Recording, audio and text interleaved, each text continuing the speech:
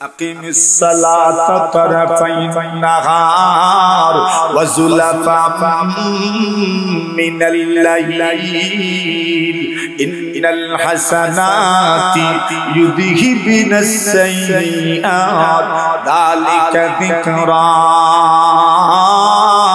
للذاكرين আল্লাহ বলেন তুমি রাতের কিছু অংশে নামাজ আদায় করো, তুমি দিনের কিছু অংশে নামাজ আদায় করো, শুরুতে নামাজ আদায় করো, শেষে তুমি নামাজ আদায় করো, রাতের কিছু অংশে তুমি নামাজ আদায় করো। জেনে রাখো ইন্নাল হাসানাতি ইউযহিবনাস সাইয়্যাত, নিশ্চয় নেকির কাজ গুনাহের কাজগুলোকে মিটায় দেয়। যালিকা যিকরা লিযযাকিরিন, ওই আয়াতটা লেখা আছে আর নেকির কথাটা লেখা আছে, একটা গুনাহ লেখা নাই ভাই আমার, একটা গুনাহ লেখা নাই। কেন লেখা নাই? ওই লোকটা গুনাহকে ত্যাগ করেছে, একটা মাত্র নেকি করেছে। একটা নেকিও যদি করতে পারো এর যুবক বন্ধু আমার, তোমার মনে মনে তোমার জীবনে নেকি করার সুযোগ আছে, কিন্তু তুমি করতে চাও না। কেন করতে চাও না? তোমার মনে মনে আমি কত বড় গুনাহগার, এই ছোট্ট একটা নেকি কইরা আমার কি লাভ হবে? না না না, এটা শয়তানের দোকান। শয়তান তোমাকে ছোট্ট নেকিটা করতে দিতে চায় না। কেন জানো নি? ছোট্ট নেকি যদি আপনি করতে পারেন, ওই নেকিটা আপনাকে আরো 1000টা নেকির পথ খুলে দিব। একটা নেকি আপনাকে 1000টা নেকির পথ খুলে দিব, কিন্তু শয়তান আপনাকে করতে দেয় না। কি জানি যুবকটা যদি ছোট্ট নেকিটা করতে শুরু করে, এরপরে নেকির মধ্যে তার জীবনটা অতিবাহিত করে দিবেন। এই জন্য শয়তান তোমাকে করতে দেয় না। তুমি শয়তানের কাছে পরাজিত হইও না। যৌবনকাল তো এমন একটা সময় যেই কালে মানুষ পরাজিত হইতে চায় না, শয়তানের কাছেও যুবকরা পরাজিত হবে না, ঠিক কিনা? এ যুবক, তোমার যৌবনকালকে তুমি মূল্যায়ন করো। বার্ধক্য চলে আসার আগে, বুড়ো হয়ে যাওয়ার আগে তুমি তোমার যৌবনকালকে মূল্যায়ন করো। কেন তোমার যৌবনকাল এত মূল্যবান? আল্লাহর পয়গম্বর বলেন, একজন যুবক যদি তার যৌবনকালে যদি একটা সিজদা করতে পারে, বুড়া হয়ে যাওয়ার পরে 1000টা সিজদার চাইতে তার একটা সিজদার মূল্য আল্লাহর কাছে বেশি। আল্লাহর বান্দাগণ লিখেন, একজন যুবক যদি যৌবনকালে তওবা করে নিতে পারে, যুবক যদি যৌবনকালে তওবার মাধ্যমে তার জীবনটা যদি ইসলামী মানতে পরিচালনা করতে পারে, আল্লাহর নবী বলেন, এর যুবক তুমি মারা যাবে আর তোমার হাসর আল্লাহ পাক সিদ্দিক এবং নবীদের সঙ্গে করে দিবেন। ওয়াক্ত পীরি গর্গ জালিম মিশবদ পরহেজগার, ওয়াক্ত পীরি গর্গ জালিম মিশবদ পরহেজগার, در جوانی توبہ کردن شیوہ پیغمبری، در جوانی توبہ کردن شیوہ پیغمبری। এর যুবক একজন মানুষ যদি বুড়ো হয়ে যায়, বড় বড় জালিম বুড়া হয়ে যাওয়ার পরে এমনিতেই সাইজ হয়ে যায়। কেন? তার হাতে শক্তি নাই, পায়ে শক্তি নাই, ইচ্ছা করলে সব কাজ করতে পারে না। কিন্তু যুবক, তোমার যৌবনকাল, ইচ্ছা শক্তি তোমার দৃঢ়, তোমার মেধা শক্তি মজবুত, তোমার শারীরিক শক্তি মজবুত। এই সময় যদি তওবা করে নিতে পারো, এটা নবীদের অভ্যাস, সিদ্দিকদের অভ্যাস, শহীদদের অভ্যাস। তোমার যৌবনকাল যদি কাজে লাগাতে পারো, আল্লাহর পয়গম্বর বলেন, কিয়ামতের কঠিন ময়দানে আরশে আজিমের ছায়া ব্যতীত আর কোনো ছায়া থাকবে না। ওই কঠিন সময়ে যে যুবক তার যৌবনকাল আল্লাহর ইবাদতের মধ্যে অতিবাহিত করেছেন, ওই যুবককে মহান আল্লাহ তার আরশে আজিমের ছায়ার মেহমান বানায়া দিবেন। আরশে আজিমের ছায়ার মেহমান হবে যুবক যদি তার যৌবনকাল আল্লাহর ইবাদতের মধ্যে অতিবাহিত করতে পারে। সুবহানাল্লাহ জোরে বলেন। এখন সমাজে যুবকদের করণীয় কি, সেটা আমাদের আজকের আলোচনার মুখ্য বিষয়। যুবকরা করবে কি? যুবকের জন্য সর্বপ্রথম জরুরি বিষয় হচ্ছে নিজে ইসলামের বিধিবিধান মেনে চলার চেষ্টা করবে। যুবক যদি ইসলামী বিধিবিধান মেনে চলার চেষ্টা করে, সমাজের 90% অপরাধ এমনিতেই শেষ হয়ে যাবে। মনে করেন একটা উদাহরণ দিই, অনেক পরিবারে বিয়ের সময় গান মুরব্বীদেরকে যদি জিজ্ঞাসা করেন তো বলবেন কিছু বলে লাভ নেই, আমার ছেলেটা করছে। কথা বলে দোষ কার উপরে? ছেলে বলতে যুবকের উপর দোষ যায়, আমার ছেলেটা মানে না, সে এরকম করতে চায়। তাহলে কি মনে করলেন, যুবকরা যদি এই অপরাধ থেকে, অশ্লীল কাজ থেকে বেঁচে থাকতে চায়, তাহলে সমাজের অপরাধ 90% অটোমেটিক শেষ হয়ে যাবে। এই সমাজে যত অপরাধ হয়, এই অপরাধ যত ক্রাইম হয়, এই ক্রাইম এবং অপরাধের মূলে আরেকটা জিনিস আছে, সেটা হচ্ছে নেশা দ্রব্য সেবন। এটা বলে নারাজ হয়েছেন মনে হয়। কি সেবন করা?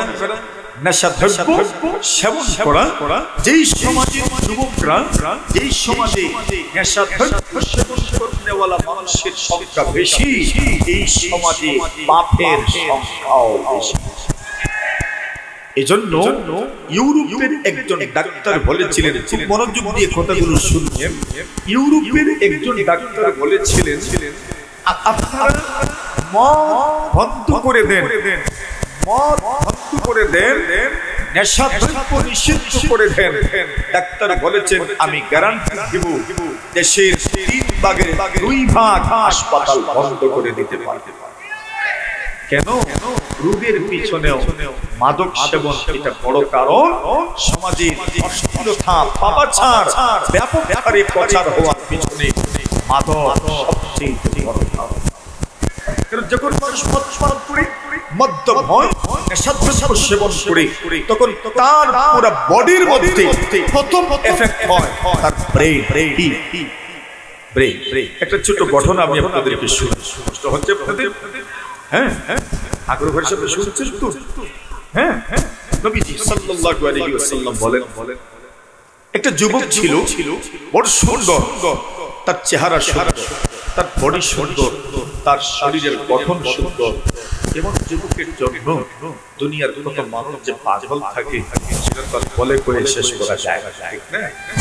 এই যুবকের জন্য পাগল আল্লাহ নবী বলছেন, কত যুবকই দুনিয়াতে আছে, এই যুবককে কত যুবতীরা ইনভাইট করে, দাওয়াত করে তার সঙ্গে জিনা করার জন্য। যুবক বলে, না, আমি তোমার সঙ্গে জিনায় নিপতিত হব না, আমি আমার আল্লাহকে ভয় করি। আল্লাহ রাসূল বলছেন, ওই যুবকের জন্য আরশে আজিমের ছায়া আল্লাহ রেখেছেন। আল্লাহর বান্দার যুবক কোন ভাবে মেয়ের প্রস্তাবে রাজি হয় না। মেয়ে চিন্তা করে ওই যুবককে আমি যে কোনো কিছুর বিনিময়ে কাছে পেতে চাই, ওই যুবককে কিভাবে স্বীকার করা যায়? এবার আরেকটা যুবকের দ্বারস্থ হলো, যুবক, ওই যুবককে তুমি আমার কাছে নিয়ে আসবা। যুবক যে কোনো ভাবে খুশি তার কার কিন্তু যুবককে তার কাছে নিয়ে আসলো। এই ভাগ যুবক ঘরের ভিতরে প্রবেশ করেছি, আর যুবতী সবগুলো দরজা বন্ধ করে দিয়েছি। যুবতী যুবককে প্রস্তাব দেয়, যুবক, তুমি এখন মনে করতে পারো যেন জেলখানার ভিতরে একটা দরজাও খোলা নয়, ইচ্ছা করলেই তুমি বের হয়ে যেতে পারবে না। আমি যে কথাগুলো তোমাকে বলবো, এই কথাগুলো তোমাকে মানতে হবে। যুবক মানতে পারল না। আল্লাহর নবী ইউসুফ আলাইহিস সালাতু ওয়াস সালামের মতো আমিও আমার বিপদের সম্মুখীন হয়ে গেছি। আল্লাহর নবী ইউসুফ একদম যুবক বয়সে এমন কঠিন পরীক্ষার সম্মুখীন হয়েছিলেন। আল্লাহর বান্দা ইউসুফ আলাইহিস সালাতু ওয়াস সালামকে জুলাইখা ঘরের ভিতরে নিয়ে গেছি, সব দরজা বন্ধ করে দিয়েছি। আল্লাহর নবী ইউসুফ বলেন, দরজা বন্ধ হলো তো কি হলো, আমাকে চেষ্টা করে যেতে হবে। বান্দার কাজ হলো চেষ্টা করা, পরিপূর্ণতায় পৌঁছাবেন কে? আরে জোরে বলেন, পূর্ণতা দিবেন তো আল্লাহ। আমার কাজ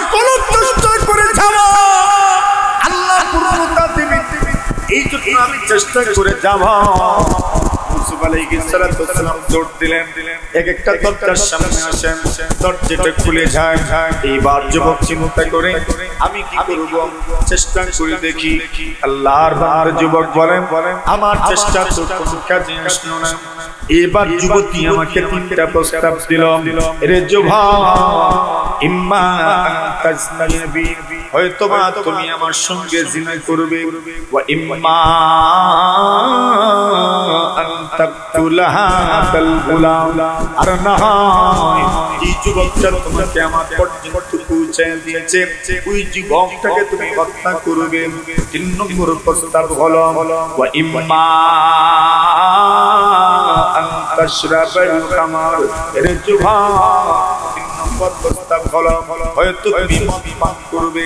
3টা পাপ, 3টা কাজী কবিরা গুনাহ। 1 নম্বর প্রস্তাব হলো ইম্মা আন তাজনাবি, আমার সঙ্গে তুমি জিনা করো, ওয়া ইম্মা আন তাকতুলা হাদাল গোলাম, তুমি ওই যুবককে হত্যা করো, ওয়া ইম্মা আন তাশরাবাল খামার, আর না হয় তুমি মদ পান করো। এবার যুবক চিন্তায় পড়ে গেল, 3টা গুনাহের প্রস্তাব আমার সামনে এসেছে, একটা কি আরেকটা গুনাহ যেন বড়। সবচেয়ে বড় গুনাহ হলো একজন মানুষকে হত্যা করে দেওয়া, সবচেয়ে বড় গুনাহ। 2 নম্বর জিনা করা, এটাও তো বড় গুনাহ। 3 নম্বর মদ পান করে, এটাও বড় গুনাহ। কিন্তু যুবক মনে মনে চিন্তা করতে লাগলো, মানুষ হত্যা করা, একজন মানুষকে হত্যা করার মাধ্যমে এই মানুষটা দুনিয়া থেকে চলে যায়, ওই লোকটাকে তো আর খুঁজে পাওয়া যায় না। একজনের সঙ্গে জিনা করলে সতীত্ব নষ্ট করে দেওয়া হয়, সম্পর্কহানি হয়, এটা জীবনে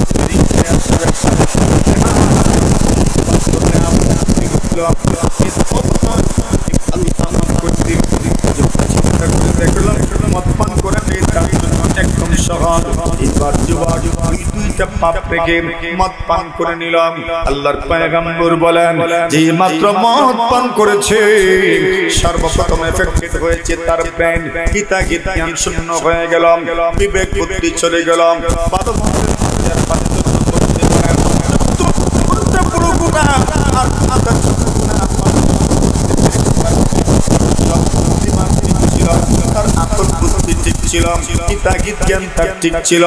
এখন যখন নেশাগ্রস্ত হয়েছে, আকল বুদ্ধি কিছুই ঠিক নাই, হিতাহিত জ্ঞান তার নাই, এইবার কোনটা বড় আর কোনটা ছোট পার্থক্য করতে পারে না। আল্লাহর নবী বলেন ইদা শারিবাল খামার, এর উম্মত, কেউ যদি মদ পান করেন, ওয়াকালা খালাতিহি আও আম্মাতিহি, আল্লাহর পয়গম্বর বলেন এই পৃথিবীর কোন যুবক যুবতী যদি মদ পান করে, সমূহ সম্ভাবনা আছে হয়তোবা ওই যুবক তার খালার সঙ্গে জিনা করতে পারেন, তার ফুফুর সঙ্গে জিনা করতে পারেন, তার বোনের সঙ্গে জিনা করতে পারেন। কেন তার ব্রেন ঠিক নয়, কেন তার দিমাগ ঠিক নয়, কেন তার হিতাহিত জ্ঞান শূন্য হয়ে গেছে, এই জন্য যে কারো সঙ্গে সে জিনা করতে পারেন। আল্লাহর পয়গম্বর বলেন ওই যুবক যে মাত্র মদ পান করেছে, সঙ্গে সঙ্গে হিতাহিত জ্ঞান শূন্য হওয়ার কারণে ওই মহিলার সঙ্গে যুবতীর সঙ্গেও জিনা করেছে, ওই যুবককেও হত্যা করেছে। আল্লাহর পয়গম্বর বলেন এর সাহাবীরা আমার, তোমরা তো দেখতে পারলেন শুধু মদ পান করেছে, এই মদ পান করার কারণে বাকি সব গুনাহ সে করতে বাধ্য হইল। আল্লাহর নবী বলেন আল খামরু উম্মুল ফাওয়াহিশ, আল্লাহর নবী বলেন মদ পান হইল সমস্ত অশ্লীলতার জড়। আল্লাহর নবী বলেন আল খামরু উম্মুল কাবাইর, আল্লাহর নবী বলেন মদ পান হলো সমস্ত কবিরা গুনাহের জড়। আল্লাহর পয়গম্বর বলেন আল খামরু উম্মুল খাবাইস, আল্লাহর নবী বলেন সমস্ত অশ্লীল অশালীন কাজের জড় হলো মদ পান করা, ঠিক কিনা? যখন মদ পান করলে দেখবেন হিতাহিত জ্ঞান শূন্য যখন হয়, তখন অনিয়ন্ত্রিত হয়ে যায়, তাকে সামলানো মুশকিল হয়ে পড়ে, শেষ পর্যন্ত এমন এমন কাণ্ড ঘটায়, এই কাণ্ডের কারণে সারা পরিবার শেষ পর্যন্ত লজ্জিত হতে হয়। কথা বলেন ঠিক কিনা? সুতরাং যুবকদেরকে এই ব্যাপারে সতর্ক থাকতে হবে, কোনোভাবেই নেশাগ্রস্ত হওয়া যাবে না। কথা বলেন ঠিক কিনা? দুই নম্বর যুবকদের জন্য করণীয় হলো হকের উপর অটল থাকা, অবিচল থাকা। হকের উপর যদি অটল থাকতে পারেন, অবিচল যদি আপনি থাকতে পারেন, আল্লাহ পাক রব্বুল আলামিন আপনার মাধ্যমে অন্যান্য মানুষকে সহজ করে দিবেন। দ্বীনের উপর চলা তার জন্য সহজ হয়ে যাবে। আল্লাহর নবী ইব্রাহিম আলাইহিস সালামের সন্তান ইসমাঈল আলাইহিস সালাম আল্লাহর কাছে দোয়া করেছেন, সন্তান নাই ইব্রাহিমের। যাকারিয়া আলাইহিস সালামের যেমন সন্তান নাই, আল্লাহর নবী ইব্রাহিম আলাইহিস সালামের সন্তান নাই। সারা আলাইহিস সালামকে বিয়ে করেছেন, উনার গর্ভে কোনো সন্তান নাই। এবার হাজেরাকে বিয়ে করলেন, উনার ঘর থেকে সন্তান জন্ম নিলেন ইসমাঈল আলাইহিস সালাম। ইব্রাহিম নবী আল্লাহর কাছে দোয়া করলেন, রব্বি হাবলি মিনাস সালিহিন। ফাবাশশারনাহু বিগুলামিন হালিম। فلما بلغ معه السعي قال يا بني إني أرى في المنام أني أذبحك فانظر ماذا ترى قال يا أبت افعل ما تؤمر ستجدني إن شاء الله من الصابرين।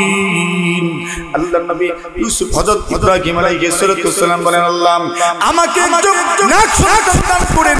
আল্লাহ পাক রব্বুল আলামিন বলেন, ইব্রাহিম তুমি সুসংবাদ গ্রহণ করো, আমি তোমাকে নেক সন্তানের সুসংবাদ দিলাম, গোলামে হালিমের সুসংবাদ দিলাম, ধৈর্যশীল একজন গোলাম একজন ছেলের সুসংবাদ দিলাম। আল্লাহ পাক রব্বুল আলামিন বলেন, ইসমাঈল আলাইহিস সালাম জন্ম দিলেন। ইসমাঈল আলাইহিস সালাম যৌবনকালে পদার্পণ করলেন। আল্লাহ পাক রব্বুল আলামিন ইব্রাহিম আলাইহিস সালামকে পরীক্ষায় ফেললেন, স্বপ্নে দেখাইলেন, ওগো ইব্রাহিম তোমার সন্তান ইসমাঈলকে কুরবানি করম, তোমার যুবক ইসমাঈলকে তুমি কুরবানি করম। ইব্রাহিম আলাইহিস সালাম চিন্তা করলেন, ছেলেটা তো যুবক হয়ে গেছে, ওই যুবক ছেলেকে আমি কিভাবে কুরবানি করব? যুবকের সাথে ছেলের সঙ্গে একটু কথা বলা দরকার। ও যুবক, আমি একটু চিন্তা করে দেখো বাবাদের কি পরিমাণ সাহায্য করতে হয়, কি পরিমাণ সহযোগিতা করতে হয়। তুমি যুবক, তুমি তোমার বাবার সঙ্গে কাজে যাও না, বাবাকে সহযোগিতা করো না। তুমি চাইলে তোমার বাবাকে সহযোগিতা করতে পারো, কিন্তু তোমার বাবাকে সহযোগিতা করতে চাও না, দুনিয়ার লাইনে তুমি সহযোগিতা করতে চাও না। তোমার জন্য উচিত ছিল দুনিয়ার লাইনেও সহযোগিতা করবে, তুমি দ্বীনের লাইনেও সহযোগিতা করবে। আল্লাহর বান্দা ইসমাঈল আলাইহিস সালাম ইব্রাহিম বলেন, ইয়া বুনাইয়া ইন্নী আরা ফিল মানাম। ও আমার প্রিয় ছেলে, এরে ইসমাঈল শুনো, আমি স্বপ্নে দেখেছি আন্নী আযবাহুক ফানজুর মাযা তারা। এরে প্রিয় ছেলে আমার, আমি স্বপ্নে দেখেছি আমি তোমাকে কুরবানি করছি, জবাই করছি। তোমার রায় কি, তোমার ফয়সালা কি, তোমার সিদ্ধান্ত কি আমাকে বলো। আল্লাহর বান্দা ইসমাঈল বলেন, যুবক ছেলে আব্বা জানকে ডাক দিয়ে বলেন, ইয়া আবাতি ফাআল মা তুমার। ও বন্ধু আমার, এরে যুবক ভাই আমার, চিন্তা করে দেখো একটা যুবকের মুখের ভাষা কেমন করে, বাবার সঙ্গে কেমন কথা বলবে, মায়ের সঙ্গে কেমন কথা বলবে। যুবক ছেলে ইসমাঈল আলাইহিস সালাম বাবাকে সম্বোধন করে বলেন, ওগো আমার বাবাজি, ওগো আমার বাবাজি। কত সম্মানের শব্দ, ওগো আমার আব্বাজান, সম্মানের শব্দ। এই দুনিয়ার যুবকেরা বাবাকে সম্মানের সাথে ডাকতে চায় না। না না, তুমি সম্মানের সঙ্গে ডাকবা। এই যুবক, তোমার জন্য উচিত হইল তোমার বাবাকে সম্মানের সঙ্গে তুমি ডাক দিবা। ইসমাঈল আলাইহিস সালাম আব্বাজানকে ডাক দিলেন, ইয়া আবাতি ফাআল মা তুমার। ওগো আব্বাজান, আল্লাহ পাক আপনাকে যা আদেশ করেছেন আপনি করতে থাকুন, ইনশাআল্লাহ মিনাস সাবিরিন। ওগো আব্বাজান, আপনি আপনার কাজ করতে থাকুন, আমি আপনার আল্লাহর হুকুম পালনার্থে আমি আপনাকে সাহায্য করে যাব।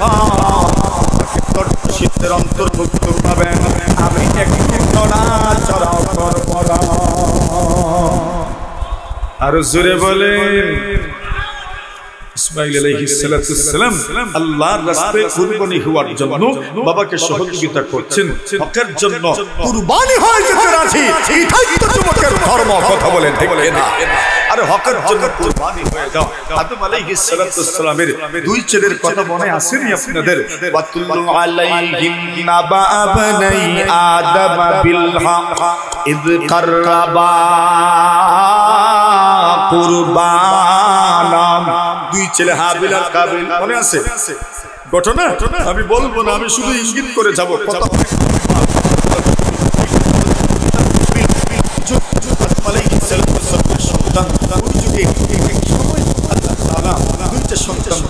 একটা ছেলে আরেকটা মেয়ে একসাথে যারা জন্মগ্রহণ করতো, ছেলে মেয়ে, এদের মধ্যে বিবাহ বন্ধনে আবদ্ধ হওয়া হারাম ছিল, কিন্তু ওই ছেলে মেয়ে অথবা আগের ছেলে মেয়ে এদের মধ্যে বিবাহ বন্ধন বৈধ।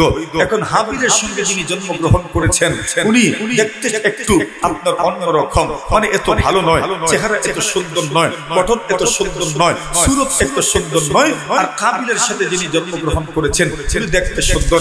নিয়ম মতো কাবিলের সাথে যে মেয়ে জন্মগ্রহণ করেছে তার সঙ্গে বিয়ে হবে হাবিলের, আর হাবিলের সাথে যিনি জন্মগ্রহণ করেছেন ওনার বিয়ে হবে কাবিলের সাথে। কিন্তু কাবিল মানতে নারাজ। কাবিল বলেন না, আমার সাথে যিনি মেয়ে জন্মগ্রহণ করেছে আমি তাকেই বিয়ে করব। নাউজুবিল্লাহ জুড়ে বলেন। আদম আলাইহিস সালাতু ওয়াসসালামের শরীয়তে এটা ছিল নাজায়েজ, কিন্তু কাবিল এই হারাম কাজ করছেন, মারা উঠে পড়ে লেগেছে। আর হাবিল বলছেন আমি জান দিয়ে দিব, আর কেউ তোমাকে এই হারাম কাজ করতে দেব না। সুবহানাল্লাহ বলেন।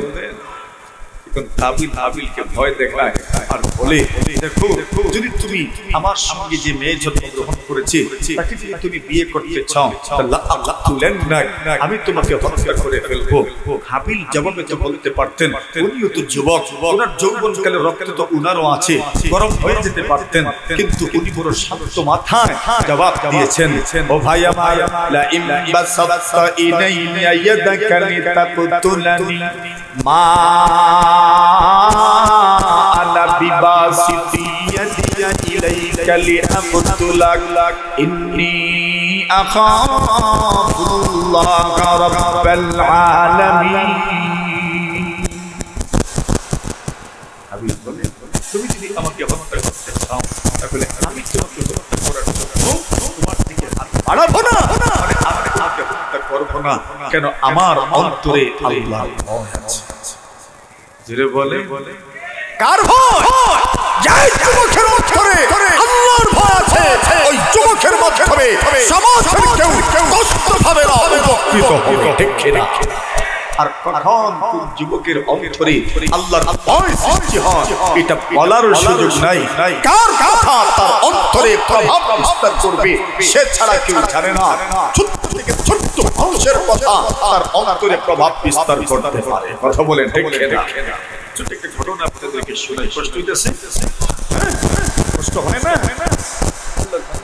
আল্লামা ইয়াফঈ রাহিমাহুল্লাহু তাআলা at-targhib wat-tarhib তাসাউফের এক কিতাব, তাসাউফের লাইনের এক কিতাব at-targhib wat-tarhib এর মধ্যে ঘটনা লিখেছেন।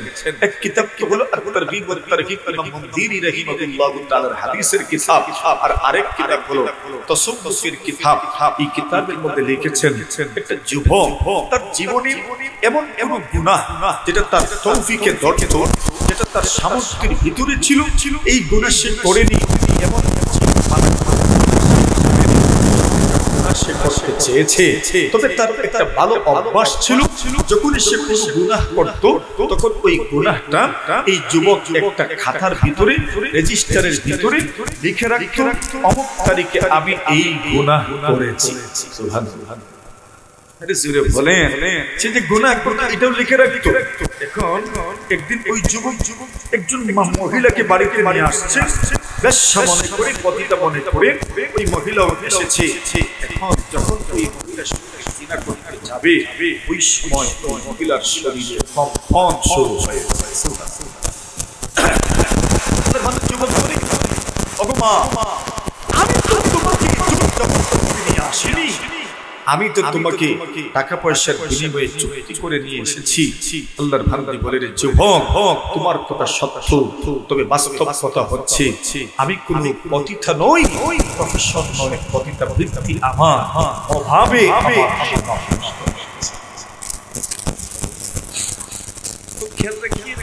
অভাবে স্বভাব সেভাবে নষ্ট করছে। এই মহিলা তার বক্তব্য তুলে ধরল, দেখো 3টা দিন হয়ে গেছে, আমার ঘরের চুলায় আগুন জ্বলছে, আমার সন্তানগুলো ক্ষুধার্ত। একজন মা হিসাবে সন্তানকে ক্ষুধার্ত দেখা এটা মায়ের জন্য এর চেয়ে কষ্টকর আর কিছু হতে পারে না। বাবার জন্য জীবনের সবচেয়ে বড় ব্যর্থতা সন্তানের একটা শুকনা মুখ দেখা, সন্তান খেতে খাইতে পারছে না, সন্তান ক্ষুধার্ত। এর চেয়ে কঠিন পরিস্থিতি বাবা মায়ের জন্য হতে পারে। আল্লাহ বলেন সন্তানদেরকে খাবার ব্যবস্থা করে দেওয়ার জন্য আমি দুনিয়ার কোনো মানুষের কাছে গেলাম ধারণার জন্য। আল্লাহর হাবিব বলেন উম্মত শোনো, তুমি যদি দুনিয়ার কোনো মানুষকে দান দিতে পারো, খরচ দিতে পারো, ঋণ দিতে পারো, আল্লাহর নবী বলেন যে মেয়াদে দিবা, পয়গম্বর বলেন যেমন 1 মাসের জন্য 1000 টাকা আপনি ঋণ দিয়েছেন, আল্লাহর পয়গম্বর বলেন 1 মাসের ভিতরে প্রতিদিন 1000 টাকা আল্লাহর রাস্তায় সদকা করার সওয়াব আল্লাহ আপনার আমলনামায় দিবেন। দিলের মধ্যে সব আছে না নাই? আল্লাহ বলেন ওয়া ইন কানা যু উসরাতিন ফানাসিরাতুন ইলা মাইসারা। একজন মানুষ যদি তোমার কাছ থেকে ঋণ নেয়, ওই লোকটা যদি সঠিক মতো ঋণটা পরিশোধ করতে পারে না, বাস্তবে যদি সে অপারগ হয়ে যায়, আল্লাহ বলছেন ফানাসিরাতুন ইলা মাইসারা, বরং তুমি তাকে সুযোগ দিবা, সে যেন যখন তার সুযোগ হবে, সময় হবে, ওই সময় যেন সে তোমার ঋণটা পরিশোধ করে দেয়। আল্লাহর নবী বলেন এইবার যে তুমি মূল মেয়াদটা বর্ধিত করে দিলা, 1 মাসের সময় ছিল, 1 মাসের ভিতরে তোমার ঋণ পরিশোধ করবে, কিন্তু তুমি সময় আর একটু বাড়ায় দিলা। আল্লাহর নবী বলছেন মূল সময়ের বেশি যে সময়টা আপনি দিবেন, প্রতিদিন আপনি 2000 টাকা সদকা করার সওয়াব পাবেন। আর জোরে বলেন, আরো জোরে বলেন। কিন্তু সমাজের কিছু মানুষ আছে, এই লোকগুলো ঋণ গ্রহণ করার পরে আর ঋণটা দিতে চায় না, পরিশোধ করতে চায় না, এমন মানুষও আছে না নাই? জোরে বলেন। আরে এক তো আছে ঋণ যখন নেই তখন নিয়ত করে বসে দিত না, আছে না নাই? আরেক দল আছে বড় বড় শেষরা মানুষ দুনিয়াতে আছে, কেউ যখন নতুন নতুন দোকান খুলে তখন তার দোকান থেকে বাকি আনে, এরপরে যখন 500-1000 জমে যায় আর দোকানদারের পাশ দিয়ে যাইতে চায় না। কথা বলে এই লোকটা কি নিজেকে খুব বেশি আপনার চালাক মনে করে? তুমি তো মনে করছো তুমি চালাক, বাস্তবতা হচ্ছে তোমার মতো নির্ভর, তোমার মতো মূর্খ এই দুনিয়াতে আর কেউ হতে পারে না। কেন? আরে রাসূলের একটা কথা আপনাদেরকে শোনাই। ইমাম বুখারী রাহিমাহুল্লাহু তাআলা বাবু কাদাঈদ দুয়ুনের মধ্যে হাদিস আনছেন, নবী আলাইহিস সালাতু ওয়াস সালাম বলেন আল্লাহর কোন বান্দা যদি অন্য কোন মানুষের কাছ থেকে ঋণ গ্রহণ করে ইউরিদু ইতলাফাহু, আর তার ইচ্ছা হইল ঋণটা দিবে না, আল্লাহর নবী বলেন তার সম্পদ সেই জন্য নিয়ত করেছে প্রথম দিন দিবে না, সব শেষ করে দিবে, তার সম্পদটা মাইরা খাইবে। আল্লাহর নবী বলেন তুমি মনে মনে ভাবছো তুমি বড় জ্ঞানী, তুমি বড় চালাক, বড় হুঁশিয়ার। নবী বলছেন না না, পরিণামের জন্য অপেক্ষা করো। আতলাফাহুল্লাহ, আল্লাহর নবী বলেন আল্লাহ পাক তোমাকে ধ্বংস করে দিবেন। দেখবেন যারা পরের সম্পদ মাইরা খায় এদের জীবনে কোনো শান্তি নেই, কোনো না কোনো দিক থেকে। আর দূর থেকে তো আপনি দেখেন সুন্দর সুন্দর বাড়ি ঘর, কিন্তু ঘরে ঢুকে দেখেন না কি পরিমাণ ঝগড়া আর কলহ। কথা বলেন ঠিক কি না? আর কলহ বিবাদের কোনো শেষ নেই। কিন্তু নবী বলেন যুবক এর মুরব্বি দুনিয়ার যুবক যুবতী পুরুষ নারী শোনো, আল্লাহর পয়গম্বর বলেন মান আখাদা মালা গায়রিহি ইউরিদু আদাহু আল্লাহু আকবার। আল্লাহর পয়গম্বর বলেন তুমি যদি কারো কাছ থেকে ঋণ গ্রহণ করো, দোকান বাকি করলাম, উদ্দেশ্য হইলে আদায় করবা, পরিশোধ করবা। আল্লাহর পয়গম্বর বলেন উম্মত নিয়ত যদি আদায় করার থাকে আল্লাহ পাক তোমাকে আদায় করার তৌফিক দান করবেন।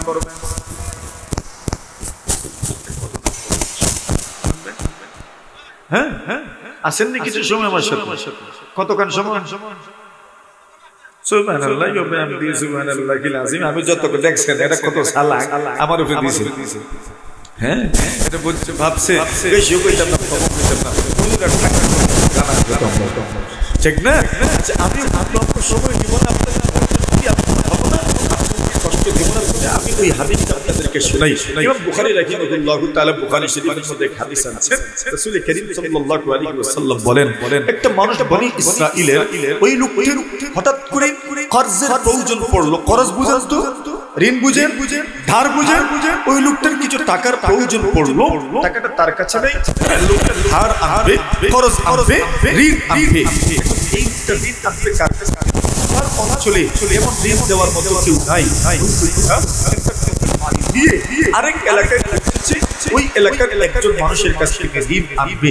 ঋণের পরিমাণ কি ছিল আগে এই কথাটা শুনেন।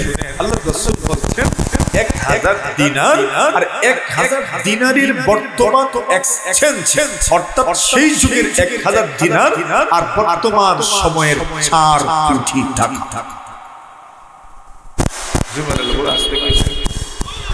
আপনি দিবেন আমারে 4 কোটি টাকা দিয়ে? দেখছেন কত মানুষ তো দেখছেই না, আর যারা দেখবো এরা কি দিব 4 কোটি টাকা দিয়ে? সুবহানাল্লাহ বলবো 4 কোটি টাকা ঋণ আমি কেমনে দিব? কিন্তু আল্লাহর বান্দা গেছে 4 কোটি টাকা ঋণ আনবে, 1000 দিনার 4 কোটি টাকা ঋণ। ঋণদাতা কত ভালো মানুষ ছিল আপনি চিন্তা করে দেখেন। ঋণদাতা বলে আচ্ছা ভাই আমি যে আপনাকে 1000 টাকা 1000 দিনার ঋণ দিব, যেটা বর্তমান দুনিয়ার মানি এক্সচেঞ্জের হিসাব মতো প্রায় 4 কোটি টাকা, আমি যে এত পরিমাণ ঋণ দিব, আপনি যে ঋণ আমার কাছ থেকে গ্রহণ করছেন সাক্ষী কে হবে বলে? সাক্ষী ছাড়া কে কেউ দিবে? আল্লাহর বান্দা বলে আমি কাউকে চিনি না জানি না, সাক্ষী কাকে মানব? এইবার লোকটা বলে কাফা বিল্লাহি শাহিদা, ওগো আল্লাহর ওলি আপনি আমার কাছ থেকে সাক্ষী জানতে চান, আমি আমার আল্লাহকে সাক্ষী মানলাম।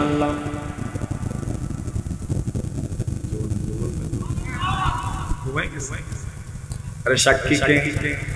জুড়ে বলে আরো দেখতাম চাই করে আল্লাহ শব্দের আওয়াজ কেমন জুড়ে সুরে একবার আল্লাহ, আরো জুড়ে আল্লাহ। ও ভাই আমার, আপনার কাছ থেকে যদি কেউ 1 টাকা আর আপনি আল্লাহকে সাক্ষী বলবেন, আল্লাহকে সাক্ষী মানলে হবে না। মা বানাতের ক্ষেত্রে শরীয়ত আল্লাহ সাক্ষী এই কথা মানতে চায় না, তুমি সাক্ষী মানেন। কিন্তু লোকটা বলে কাফা বিল্লাহি শাহিদা, আল্লাহ করেন সাক্ষী।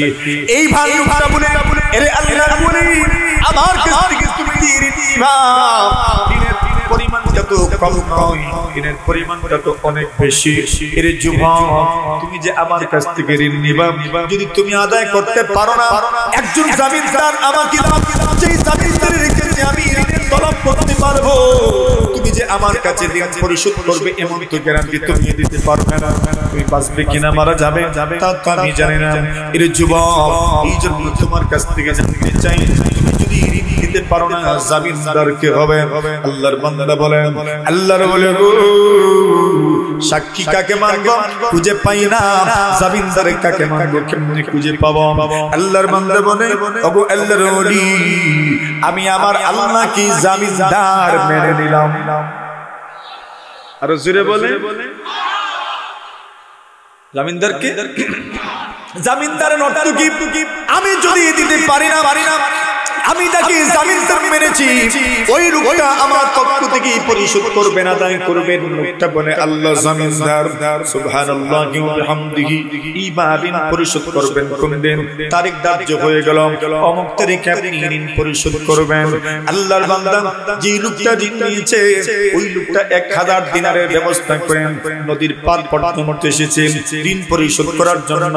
নদী পার হবে আর ঋণদাতার কাছে ঋণটা পরিশোধ করবেন।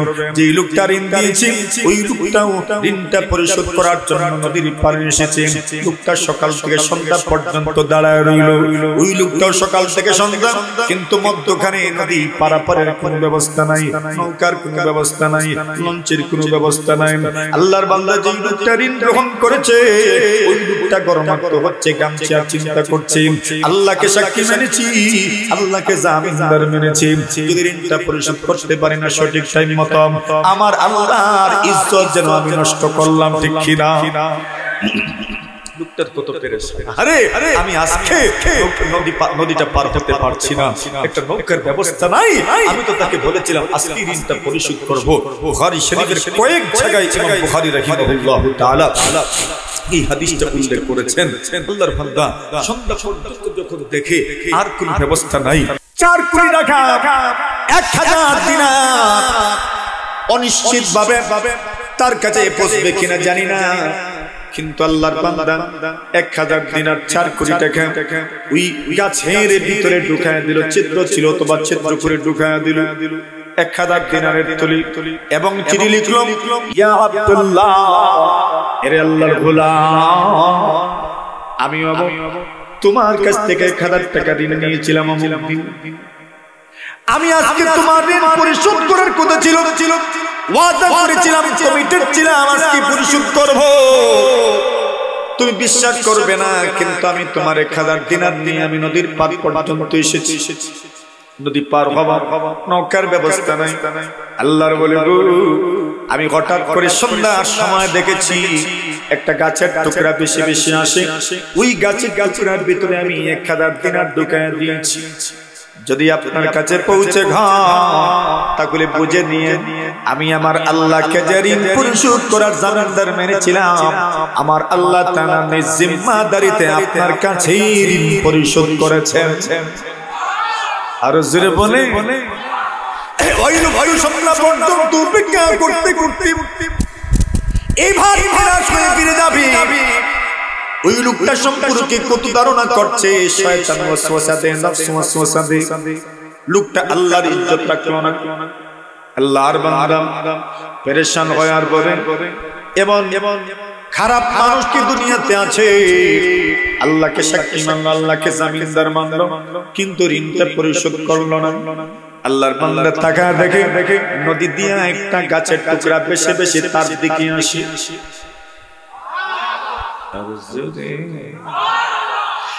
এইবার ওই লোকটা পাওনাদার মনে মনে সিদ্ধান্ত নিল, কিন্তু উসুল করতে পারলাম না, তাহলে ওই গাছের টুকরাটাই বাড়িতে নিয়ে যাই। আল্লাহর বান্দা জানে না গাছের ভিতরে কি আছে, টুকরাটা উঠাইয়া বাড়িতে নিয়ে গেল। স্ত্রীকে ডাক দিয়ে বলে, কোথায় গো? দেখো সে তোমার জন্য লাকড়ি নিয়ে এসেছি। লাকড়ি যে ফাড়ে কি বলে এটাকে? কুড়াল বলে। পরে কুড়াল নিয়ে আসো, গাছটা কাটো। যেই মাত্র কুড়াল দিয়া গাছ করা হয়েছে, এমনিতে একটা থলি বের হয়েছে, একটা কাগজের টুকরা বের হয়েছে। এবার স্ত্রী বলে, দেখি তলের ভিতরে কি? তলেরটা খুলেছে, খোলা দেখে তলের ভিতরে দিনার স্বর্ণ মুদ্রা, 1000 স্বর্ণ মুদ্রা, সাথে একটা চিঠি। আল্লাহর বলি আমি আমাকে আপনার কাছ থেকে ঋণ নিয়েছিলাম 1000 দিনার, আজকে পরিশোধ করবো ওয়াদা ছিল, কিন্তু আমি নদী পারাপারের ব্যবস্থা পাই নাই, এই জন্য আমি আসতে পারি নাই। ওই গাছের টুকরার ভিতরে আমি 1000 দিনার ঢুকিয়ে দিয়েছি। যদি আপনার কাছে পৌঁছে তাহলে বুঝে নিয়ে আল্লাহ পাক পৌঁছায় দিয়েছেন। আল্লাহর বান্দা বুঝতে পারলো ওই লোকটা যে আল্লাহকে জামিনদার মেনেছিল, আল্লাহ তার পক্ষ থেকে আদায় করে দিয়েছেন। আল্লাহর ওই বান্দার মনে মনে গাছের মধ্যে ঢুকায় দিয়েছি, আমার পাওনাদারের কাছে পৌঁছলো কিনা তা তো আমি জানি না। আরো কয়েকদিন পরে 1000 দিনারের ব্যবস্থা করে ওই লোকটা আবার 1000 দিনার নিয়ে ওই পাওনাদারের বাড়িতে গেল। আল্লাহর বান্দা বলে, ওগো আল্লাহর ওলি, আর কষ্ট করলেন কেন? আপনি আসতে না পারলে কি হলো? আপনার আল্লাহ আপনার পক্ষ থেকে ঋণ আমাকে পরিশোধ করে দিয়েছে। সুবহানাল্লাহ বলেন। বন্ধুরা আমার, কথাটা প্রাসঙ্গিক ভাবে বললাম। এইবার সে ওই মহিলা বলেন, এরি যুবক, আমি এই দুনিয়াতে কত মানুষের দ্বারস্থ হয়েছি, ঋণ আনতে চেয়েছি, করজ আনতে চেয়েছি, দান আনতে চেয়েছি, কিন্তু যার কাছে আমি গিয়েছি প্রত্যেকটা মানুষ আমাকে কুপ্রস্তাব দেয়। প্রত্যেকটা মানুষ বলে আমি তোমাকে ঋণ দেব, কিন্তু কুপ্রস্তাব দেয়। এইবার আমি কঠিন একটা সিদ্ধান্ত নিলাম, এই যে তো আমি ঋণ গ্রহণ করব, আবার কুপ্রস্তাব তাদের মানতে হবে, তাহলে সোজা সোজা আমি পতিতাবৃত্তিতে লেগে যাই। আমাকে ঋণগ্রস্ত হতে হবে না, আমাকে খরচগ্রস্ত হতে হবে না। এই জন্য আমি পতিতাবৃত্তি শুরু করেছি। রে যুবক, আমার কাছে কোনো পোশাকও নাই, পতিতাবৃত্তির কোনো পোশাকও আমার কাছে নাই। ওই অবস্থায় তুমি আমাকে পেয়ে গেছো, আমাকে তোমার বাড়িতে নিয়ে এসেছো। আল্লাহর বান্দা যুবক যখন কথাটা শুনেছে, চোখের পানি আর ধরে রাখতে পারলো না, নিয়ন্ত্রণ করতে পারলো না, কন্ট্রোল করতে পারলো না।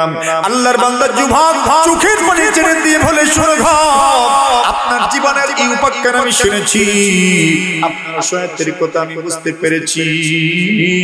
আমি আল্লাহর কাছে মাফ চাই গো, তোমার কাছে আমি মাফি চাই। আমি তোমাকে ছেড়ে দিলাম, শুধু ছেড়ে দিলাম না, সসম্মানে আপনাকে বিদায় দিচ্ছি।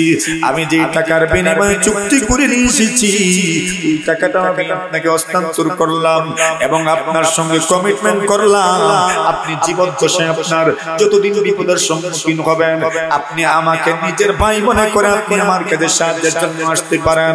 ওয়াদা দিলাম, আমার জীবনের সবকিছুর বিনিময়ে হইল আমি আপনার মতো মহিলাকে সাহায্য করে যাব। এই ভাব যুবক বাড়িতে গেলে মাকে বলে, মা জননী আমার, আমি আপনার ছেলে। দুনিয়ার সব বাবা মাই চায় তার সন্তানটার জন্য ভালো হন, দুনিয়ার কোন বাবা মা চায় না তার সন্তানটা সন্ত্রাসী হোক, দুনিয়ার কোন বাবা মা চায় না তার সন্তানটা ডাকাত হোক, দুনিয়ার কোন বাবা মা চায় না তার সন্তানটা বখাটে হোক, দুনিয়ার কোন বাবা মা চায় না তার সন্তানটা ইফতিজার হোক। এটা এখন বুঝবে না রে ভাই আমার, বুঝবে কখন যখন তুমি বাবা হবে, এখন বুঝবে না গো বোন আমার, বুঝবে কখন যখন তুমি মা হবে। দুনিয়ার বাবারা সন্তানদেরকে নিয়ে কি পরিমাণ গর্ব করেন, যুবকদেরকে নিয়ে তাদের বাবা মা কি পরিমাণ গর্ব করে বলেন, আমার সন্তানটা এমন, আমার সন্তানটা এমন, আমার সন্তানটা এমন। এরে যুবক, তুমি তো জানো না এই সমাজে যদি তুমি কোনো কাজে আসো, তোমার বাবা মা তোমাকে নিয়ে গর্বে করে বলেন, আমার সন্তান এই কাজটা করেছে, আমার সন্তানের মাধ্যমে এই কাজটা হয়েছে, আমার সন্তান এই কাজটা করেছে। বাবা মা গর্বিত হন, বাবা মা করবে তাদের বুকটা ভুলে যায়। আল্লাহু আকবার। এবার যুবক বাড়িতে যায়, ওগো মা আপনি তো সব সময় চেষ্টা করেন যেন আমি গুনাহ ছেড়ে দেই, আমি যেন গুনাহ না করি। ওগো মা জননী আমার, গুনাহ না করি, এই তো আপনার চেষ্টা শেষ নাই, আপনার তাকবীরের কোনো শেষ নাই।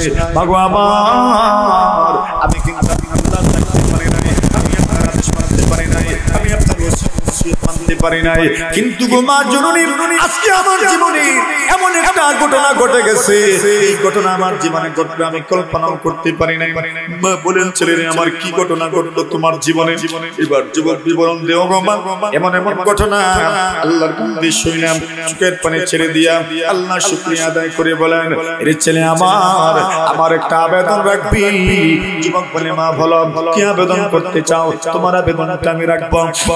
আল্লাহর বান্দা বলেন, রে যুবক আমার, এর ছেলে আমার, এর কলিজার টুকরা ধন আমার, তোর কাছে আমার আবদার হইলাম, ওই নেকির কথাটা তুমি যে আজকে গুনাহ করো নাই, গুনাহ করতে আইসা তুমি গুনাহটা ত্যাগ করেছো, ওই নেকির কথাটা তুমি তোমার খাতার ভিতরে লিখে রাখবা।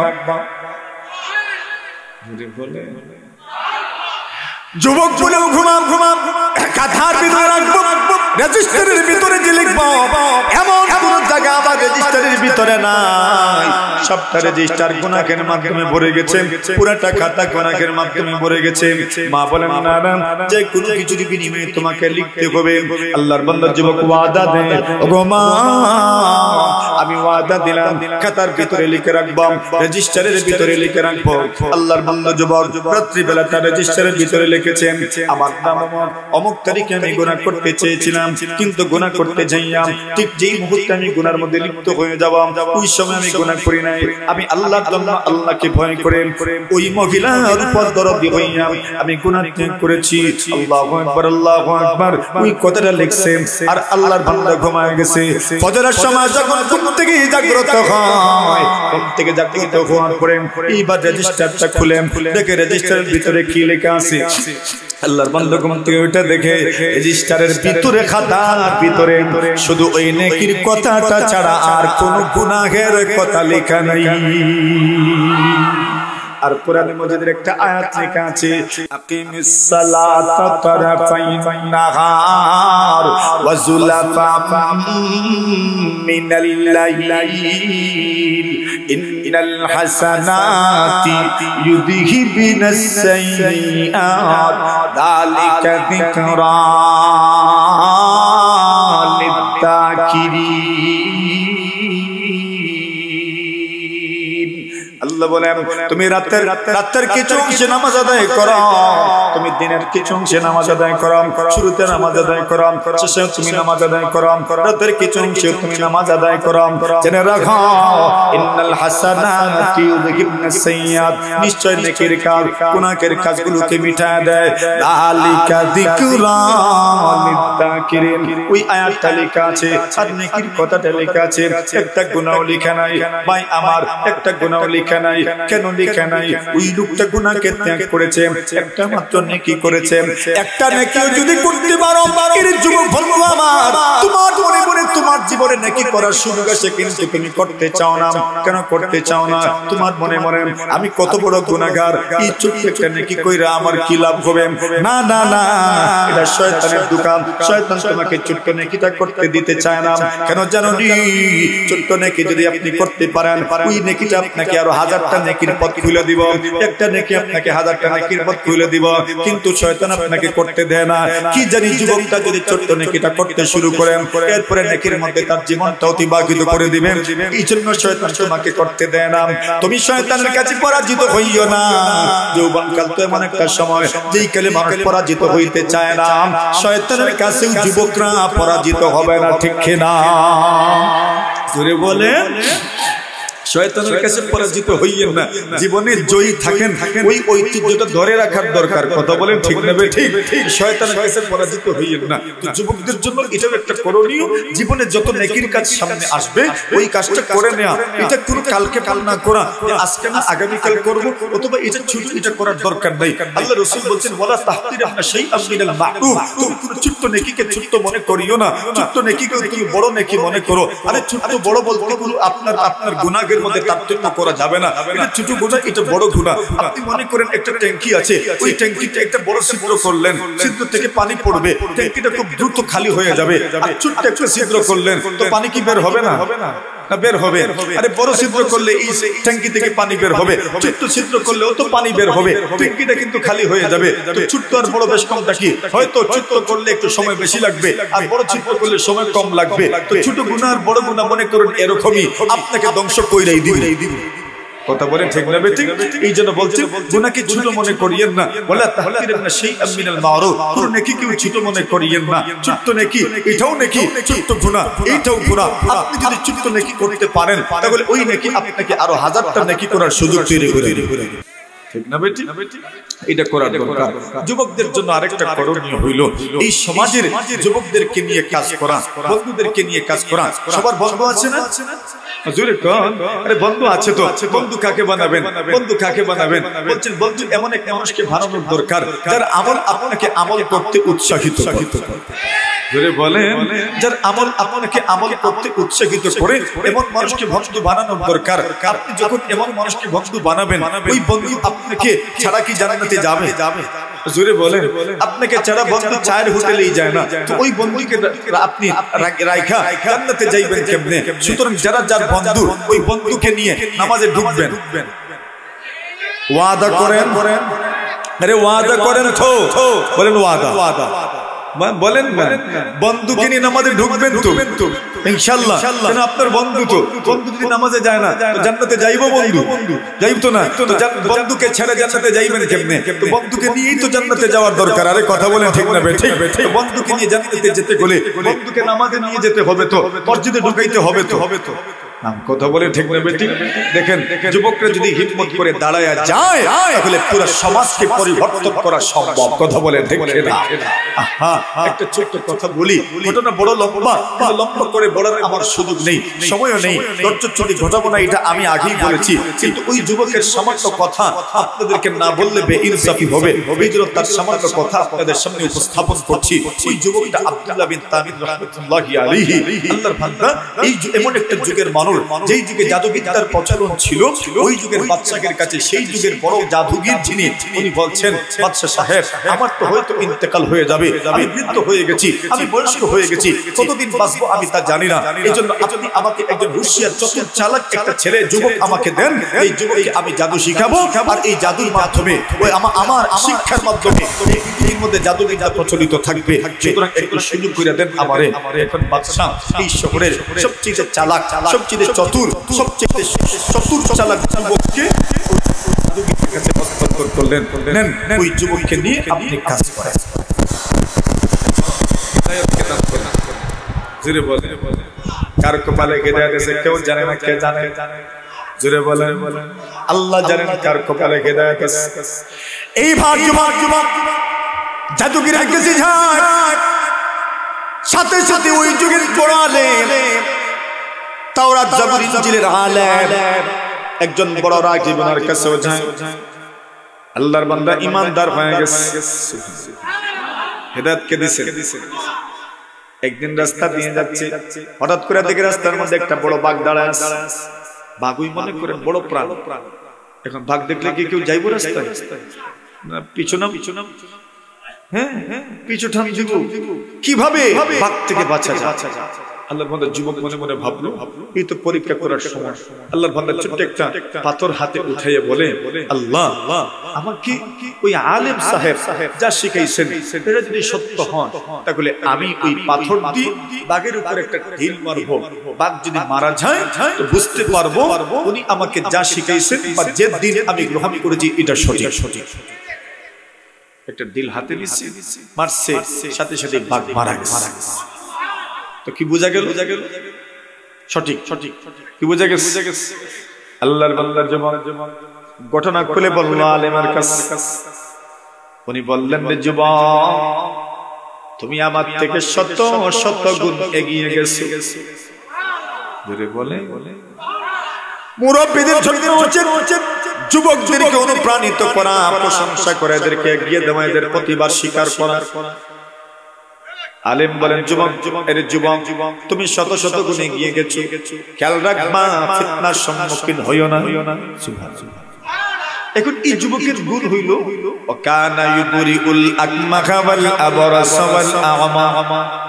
মানুষ যত রোগী হোক না কেন যুবকের কাছে আসলে সুস্থ হইয়া যায়। এখন এমন একজন যুবক পীর পাইলে তো কি মনে করেন? আর ডাক্তার লাগতো, এখন সবাই ওই যুবকের কাছে আসে। বাদশাহ একজন মন্ত্রী ছিলেন অন্ধ। তিনি ভাবলেন, কত দুর্গায় গেলাম, কোন কাজের কাজ হইল না, তাহলে যাই না ওই যুবকের কাছে। বলা তো যায় না আমিও সুস্থ হয়ে যেতে পারি। যেমন চিন্তা এমন কাজ। হাত নিয়ে তোফা নিয়ে যুবকের দরবারে হাজির। এরে যুবক, আমাকে তুমি সুস্থ করে দাও। যুবক বলি, আমি সুস্থ করে দিতে পারি না, সুস্থ করার মালিক কে? সুতরাং আপনি যদি আল্লাহর উপর ঈমান আনেন, আপনার জন্য আমি দোয়া করব, আল্লাহ হয়তো আপনাকে সুস্থ করে দিবেন। এবার আপনি চিন্তা করেন, মন্ত্রী বাদশার ইবাদত করেন, বাদশাকে খোদা মানেন। এবার মন্ত্রী বলেন, আমাদের খোদা উনি ছাড়া কি আর একজন খোদা আছে? যুবক বলে, তোমার খোদা আবার কে? আমার বাদশা। আল্লাহর বান্দা যুবক বলে, ও মন্ত্রী, আপনার বাদশা খোদা হতে পারেন না, খোদা হওয়ার একমাত্র যোগ্যতা কার? আর একটু জোরে, আল্লাহর যোগ্যতা আছে, দুনিয়ার কোন মাখলুকের কোন যোগ্যতা নাই। এইবার মন্ত্রী অনেক ভাবে চিন্তা সিদ্ধান্ত নিলেন, কত দুর্গায় খেলা, সুস্থ হতে পারলাম না, তার খোদাকে যদি রব মানি তবে তো সুস্থ হয়ে যাব, তাহলে মাইনে দেখি। এইবার ওই মন্ত্রী বলেন, ঠিক আছে, আমি তোমার রবের উপর ঈমান নিয়ে আসলাম। আর জোরে আল্লাহর বান্দা যুবক দোয়া করছে, মালিক মেহেরবানি করে ওই লোকটাকে আপনি শিফা দান করেন। দোয়া করছেন, এমনিতেই আল্লাহ তাকে সুস্থতা দান করেছেন।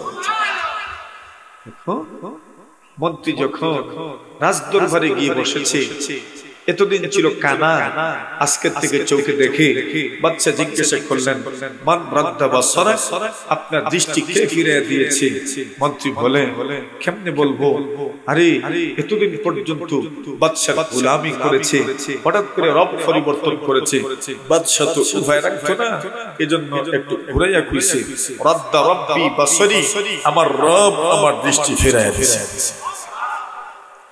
মন্ত্রীর মনে মনে আমার রব তো আল্লাহ, আর বাদশার মনে মনে আরে তার রব তো আমি। এখন রাদ্দা রব্বি বাসরি, আমার রব আমার দৃষ্টি ফিরিয়ে দিয়েছেন, কিন্তু ভেজাল হইছে পরের কথায়। বাদশা তো নিজেও জানে না সে যে ফিরিয়ে দিয়েছে, ঠিক না বেটি? সেও তো রব তার মনে মনে, কিন্তু বাদশার এত আশ্চর্য মনে হইছে, বাদশা বলে আমি। এখন মন্ত্রী এখন কি তা করছেন? এখন ঈমান বিজয়ী হইছে, সুবহানাল্লাহ। আরে জোরে বলেন, ঈমান স্ফুলিঙ্গ সব সময় দেখা যায় না, যখন কষা লাগে তখন বোঝা যায় ঈমান আছে না নাই, ঠিক না বেটি? এইবার মন্ত্রী বলে, বাদশা আপনি না, আপনি রব হতে পারেন না, আমার দৃষ্টি ফিরিয়ে দিয়েছেন আমার এমন আল্লাহ যিনি আসমান জমিন সব কিছুর রব। ঈমান কই ঢুকছে গিয়ে?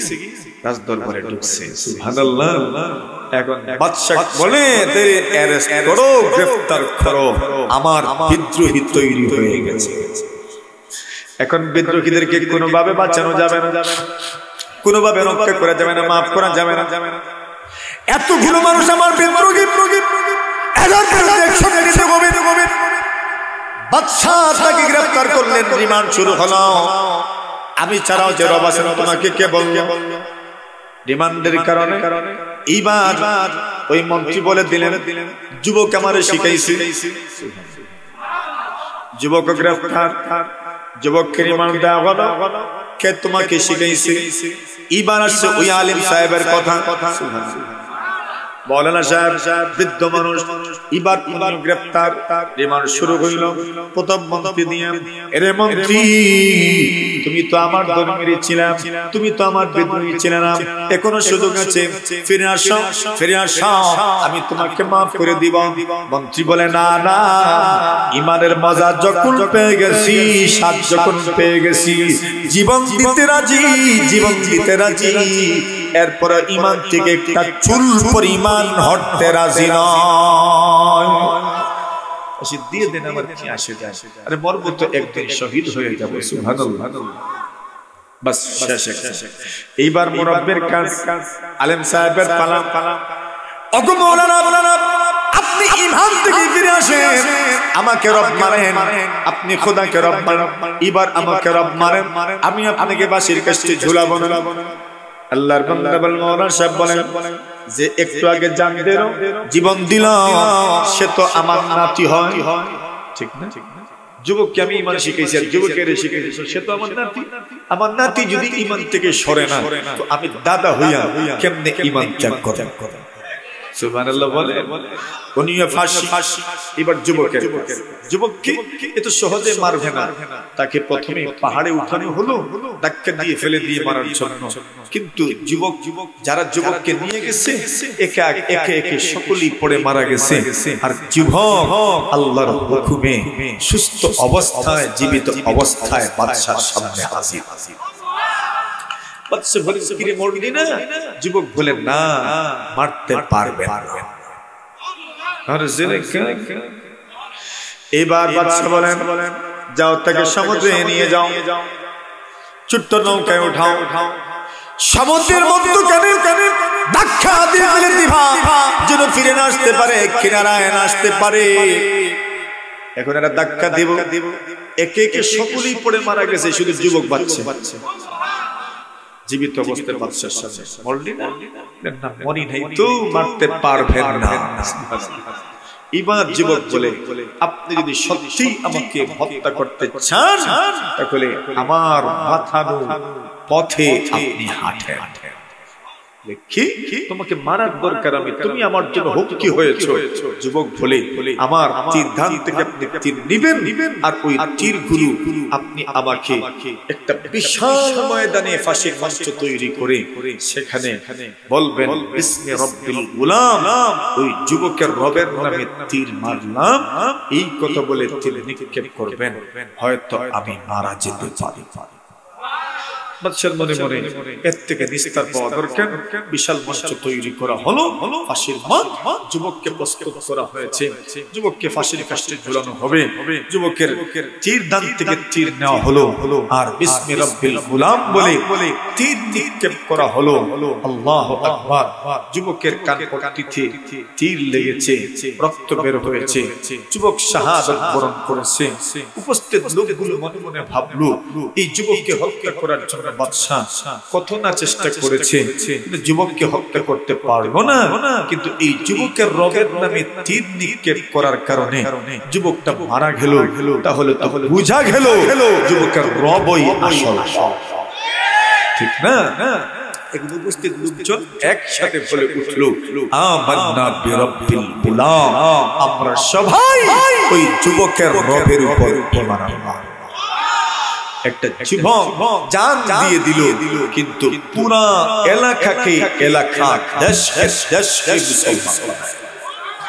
যুবকরা পারে শেয়ারের জেনারেশন, এরা তাদের চিন্তা চেতনা অন্যদের মাথায় দুখায়া দিতে পারে, ঠিক না বে ঠিক? আপনি জীবিত মানুষই শুধু শক্তিশালী এটা মনে করবেন না। ওই আসহাবে কাহাফের কথা আপনি চিন্তা করেন, হাতে গোনা মাত্র কয়েকজন যুবক ওয়াহদানিয়ত আল্লাহর একত্ববাদের উপর, আল্লাহর একত্ববাদের উপর অটল অবিচল থাকার জন্য দেশ ত্যাগ করেছে। আল্লাহ তাদেরকে 309 বছর ঘুম পাড়ায় রেখে আল্লাহ আবার জাগ্রত করে জীবিত করে পাঠায়া তাদের হিজরতের কারণে পুরো এলাকাকে এলাকা আল্লাহ মুসলমান বানায় দিয়েছে। তো যুবকদের কুরবানি আছে না নাই? জোরে বলে, যুবকদেরকে কাজ করতে হবে। এখন অনেক যুবক বলবে, হুজুর আমরা তো পেরে উঠি না। আরে ভাই, তোমার যৌবনকালের একটা হিসাব আল্লাহর কাছে আছে না নাই? পুরো জীবনের একটা হিসাবের পরেও আলাদা করে যৌবনকালের হিসাবও আল্লাহকে দিতে হবে। ওয়ান শাবাবিহি ফীমা আবলা, আপনার যৌবনকাল আপনি কোথায় অতিবাহিত করেছেন এটার হিসাব আপনাকে দিতে হবে। আপনার যৌবনকাল এত মূল্যবান, একবার চলে গেলে আর জীবনে ফিরিয়া আইবো জীবনে আসবে না। মুরব্বী যারা হয়ে গেছেন এদেরকে জিজ্ঞাসা করেন জীবনের সবচেয়ে বড় আশা কি, এরা কইবো যদি জওয়ানিটা ফিরিয়ে, ঠিক না বেটি? বাকাইতু আলা শাবাবিন কাদ তাওয়াল্লা ফায়া লাইতা শাবাব লানা ইয়াউদ। আল্লাহর বান্দা বলে, আমি তো ওই যৌবনকালের জন্য কাঁদি যেই যৌবনকাল আমার থেকে বিদায় হয়ে গেছে। ফালাউ কানা শাবাবু ইউবাউ বাইআ লা আতাইতুল মুবাইআ মা ইউরিদু। দুনিয়ার কোথাও যদি যৌবনকাল বিক্রি হইতো তাহলে সব মানুষ যৌবনকাল কেনার দোকানে দাঁড়ায় থাকতো, ঠিক না বেটি? শুধু দেখতেন মুরব্বী কই গেছেন আজকে আপনাদের ঘরে, যৌবনকাল কিনে আনতাম, ঠিক না বেটি? লা আতাইতুল মুবাইআ মা ইউরিদু ওয়ালাকিন্নাশ শাবাবা ইযা তাওয়াল্লা আলা শারাফিন ফামাতলাবুহু বাঈদু ফামান লাম ইয়াতরুকু ওয়াক্তান লিওয়াক্তিন ওয়া ফাযা বিলাযযাতিন ফাহুয়াস সাঈদ। সবচেয়ে সফল কে? যেই লোকটা আজকে করব আজকে করব এইভাবে বলে না, বরং কাজের কাজ সময় মতো করে নে। রাসূল বলছেন এ তো এমনিতেই চালা, কবি বলছে সেই প্রকৃত সফল কাজ। রাজি নেই? কাজে লাগাবেন যৌবনকালকে। নামাজ কয় ওয়াক্ত বলে? জোরে বলে ভালো কাজে অংশগ্রহণ করবেন। যুবকরা যদি মজবুত হয়, চুরি ডাকাতি হয় না, নারী কেলেঙ্কারি হয় না। যুবকরা যদি ঠিক থাকে তাহলে এলাকায় কোনো উশৃঙ্খলা হয় না, ঠিক না? যুবক সমাজের চালিকা শক্তি। এই জন্য যুবকদের পিছনে মেহনত করা দরকার। যুবকদেরকে রাসূল বড় পছন্দ করতেন। রাসূল বলতেন, আমাকে যুবকদের মাধ্যমে আল্লাহ সহযোগিতা করেছেন। সুবহানাল্লাহ। যুবকদের মাধ্যমে আল্লাহ আমাকে সহযোগিতা করেছেন। তাহলে যুবকদের জন্য উচিত হইল আল্লাহর রাসূলের দ্বীনকে সহযোগিতা করা। করবেন ইনশাআল্লাহ। আল্লাহ তাআলা আমাদেরকে কবুল করুন। সবাই বলেন আমিন। এই মাহফিলকে আল্লাহ